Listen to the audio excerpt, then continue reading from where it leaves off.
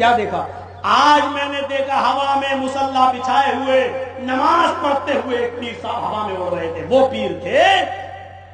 تو شوہر نے اپنا نام کرنے کے لیے کہا اچھا تم نے دیکھا اسے؟ ہاں. ہوا میں اڑتے ہوئے دیکھا؟ ہاں. مصلی پہ نماز پڑھتے ہوئے دیکھا؟ ہاں. ارے پگلی وہ میں ہی تو تھا. اپنی بیوی سے بولے ارے پگلی وہ میں ہی تو تھا. بیوی دانت میں تم تھے؟ ہاں مجھے لگا کہ تم ہی ہوگے. کہا کیوں؟ کہا الٹے الٹے اڑ رہے تھے، ٹیڑے ٹیڑے اڑ رہے تھے. پھر کمی نکال. ابھی تعریف کر رہی تھی، جب سنا کہ ہم ہی تھے تم تھے تبھی ٹیڑے ٹیڑے اڑ رہے تھے، مجھے لگا کہ تم ہی ہوگے. پھر کمی نکال دی. یہ آج کل کی عورتیں اپنے شوہر کی کبھی تعریف اس طریقے سے کر نہیں سکتی. ہاں کب کریں گی؟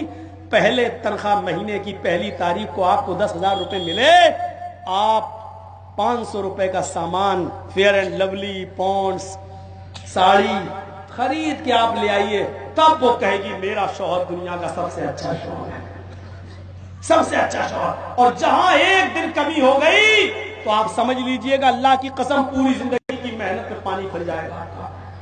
کیا کیا تم نے ابھی تک؟ جب سے تمہارے گھر پہ آئی میری سہیلیاں دیکھ لو شادی میں کیسے کیسے جاتی ہیں، ہمارے پاس نہیں.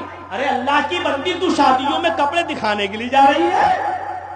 نیا کپڑا تو اپنے شوہر کے سامنے پہن، شوہر کے سامنے پہن رہی. شادی میں نے کئی مرتبہ جلسوں میں کہا شادیوں میں جاتی ہے تو گھر میں رہیں گی بھنگر بن کر، کچن میں گھسی ہیں برتن مانج رہی ہیں. شوہر آیا دیکھا سب کیا کنجڑیا بنی ہوئی.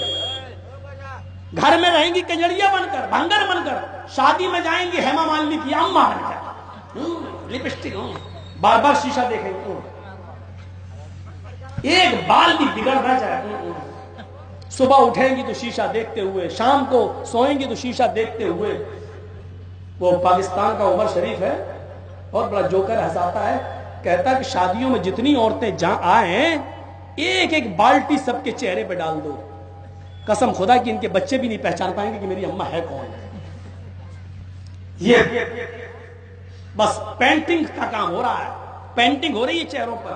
یہ کام میری بہنوں تمہیں سب سے بڑا حسن کا زیور امام کائنات نے دیا.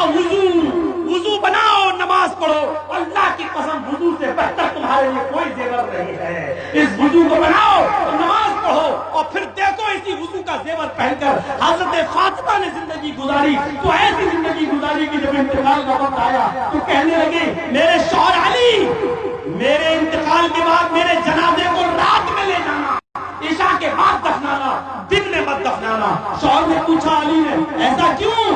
فرماتی ہے اے میرے شوہر میں نہیں چاہتی ہوں کہ میرے جسم پر، میرے مردہ جسم پر پڑے ہوئے کفن پر بھی، میرے مردہ جسم پر پڑے ہوئے کفن پر بھی کسی غیر مرد کی نظر پڑے، کوئی غیر مرد میرے مردہ جسم پر پڑے ہوئے کفن کو بھی دیکھے. یہ امام کائنات کی تعلیم تھی، یہ امام کائنات کی تعلیم کا اثر تھا. میرے پیارے ساتھیو آج دنیا میں کیا ہو رہا ہے، آج ہندوستان کے اندر کیا ہو رہا ہے؟ آج عورتوں کو شادیوں میں، بیاہ میں اور پھر کالج اور یونیورسٹیوں میں ان کی پوشاک کو دیکھو اور لوگ حقوق آزادی نسواں کا نعرہ لگا رہے ہیں. آزادی آزادی آزادی. بھیڑیوں نے ایک مرتبہ بکریوں کے ریوڑ میں جانے کے بعد کہا کہ تم اپنے مالک سے آزادی کیوں نہیں مانگتی ہو؟ بکریوں کو بھیڑیے کی بات پسند آئی، کہنے لگی اپنے مالک سے کہ مجھے آزاد کرو. مالک نے کہا نہیں میں آزاد نہیں کر سکتا. بکریوں نے پلاننگ کی اور بھوک ہڑتال پر بیٹھ گئی. اپنے مالک کا چارہ رکھنا منع کر دیا کہ ہمیں آزادی چاہیے، ہمیں آزادی چاہیے.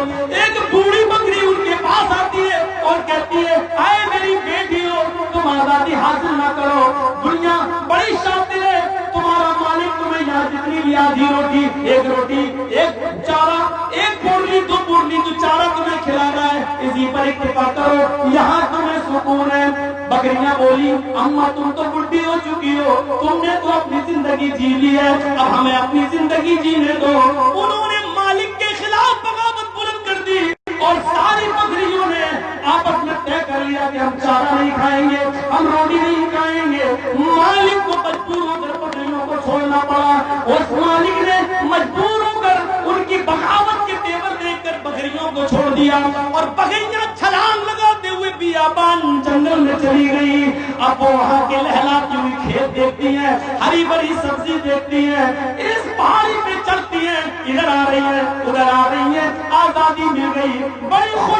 जब हमें आजादी मिल गई, वही पहाड़ के दामन में भेड़िए छिपे हुए थे।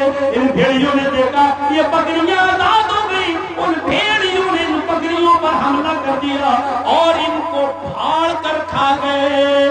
आजादी चाह रही थी, आजादी मिली, भेड़ियों ने बकरियों को उठाया ताकि तुम अपने अपना हक लो, आजादी हासिल करो, और यही भेड़िए खा गए हैं। मेरे भाइयों, मेरा इशारा समझ गए होंगे। मीडिया वालों नोट करो और दो और शाये करो और मेरे इशारे को पब्लिक के दरमियान फैलाओ।